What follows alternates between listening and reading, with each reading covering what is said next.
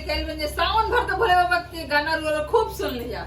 ऐसे गाने के देखी जा, सुनी जा, एंजॉय करी जा। अच्छा लगे तो लाइक और सब्सक्राइब भी करी जा और हमनी के वीडियो के शेयर करी जा। धन्यवाद। देवघर नगर